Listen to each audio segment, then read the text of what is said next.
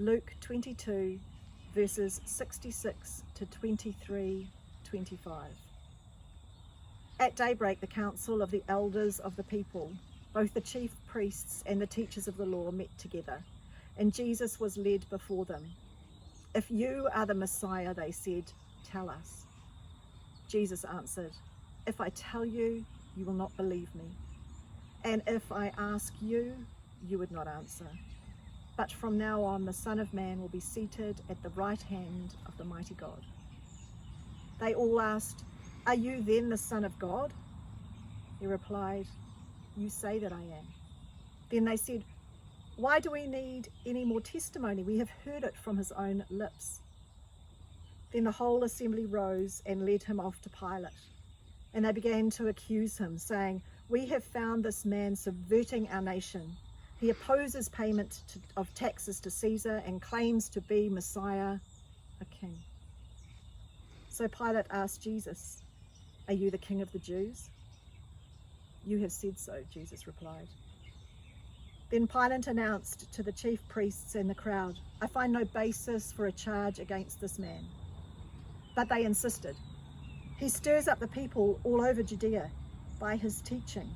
He started in Galilee and has come all the way here." On hearing this, Pilate asked if the man was a Galilean. And when he learned that Jesus was under Herod's jurisdiction, he sent him to Herod, who was also in Jerusalem at that time. When Herod saw Jesus, he was greatly pleased, because for a long time he had been waiting and wanting to see him. From what he had heard about him, he hoped to see him perform a sign of some sort. He plied him with many questions, but Jesus gave him no answer. The chief priests and the teachers of the law were standing there vehemently accusing him. Then Herod and his soldiers ridiculed and mocked him. Dressing him in an elegant robe, they sent him back to Pilate. That day, Herod and Pilate became friends. Before this, they had been enemies. Pilate called together the chief priests, the rulers, and the people, and said to them, "You brought me this man as one who was inciting the people to rebellion. I have examined him in your presence and have found no basis for your charges against him. Neither has Herod, for he sent him back to us. As you can see, he has done nothing to deserve death. Therefore I will punish him and then release him." But the whole crowd shouted, "Away with this man! Release Barabbas to us!" Barabbas had been thrown into prison for an insurrection in the city and for murder. Wanting to release Jesus, Pilate appealed to them again, but they kept shouting, "Crucify him! Crucify him!" For the third time he spoke to them. "Why? What crime has this man committed? I have found in him no grounds for the death penalty. Therefore, I will have him punished and then release him." But with loud shouts, they insistently demanded that he be crucified, and their shouts prevailed. So Pilate decided to grant their demand. He released the man who had been thrown into prison for insurrection and murder, the one they asked for, and surrendered Jesus to their will. Growing up, my parents told me I'd make a good lawyer. They said I'd make a good lawyer because I had a strong sense of justice and I was willing to argue my case. I think it was actually just because I was an argumentative child. But I did have a strong sense of justice. But I also don't think that's unique to me. I think there's something about justice that we all desire and long for. I mean, the phrase, "but it's not fair," is one of those few phrases that can be found on the lips of people at every age and stage in life.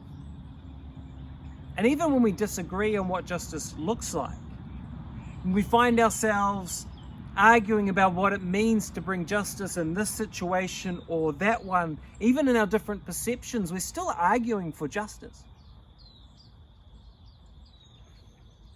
So imagine what it must have been like for Jesus. Sitting here at the intersection of and being thrown around by religious power, political power and people power. The religious powers, well, they saw him as a threat, so they constructed false and misleading allegations to try and get him done away with. The political powers, well, they saw him as a danger, because his mere existence seemed to incite a riotous response from the crowds. And the crowds, the people, well, in the absence of thoughtful reflection and having been whipped up by the religious leaders, well, they've simply become consumed by a mob mentality such that they're only going to be satisfied by the shedding of blood. Release Barabbas, the crowd shouted. Release Barabbas to us. Free the insurrectionist.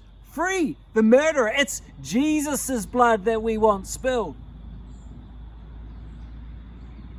It didn't matter that he was innocent. It didn't matter that he couldn't be found guilty of any crime. It didn't matter. None of that mattered to the baying crowd. All that mattered was that Jesus got crucified. And so in response to the danger that Jesus seemed to pose, being caught between religious power and an uncontrollable mob, Pilate granted their demand. Jesus was given over to the death penalty for crimes, for having done nothing.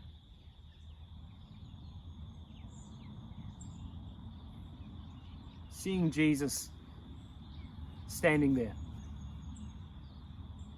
on the elevated balcony with Pilate to one side and the religious leaders in the shadows behind and the shouting crowd beneath, what do you think is going through Jesus' mind at that point? How do you think he might have been feeling? What do you want to say to him in this moment of his story? Why don't you take a moment?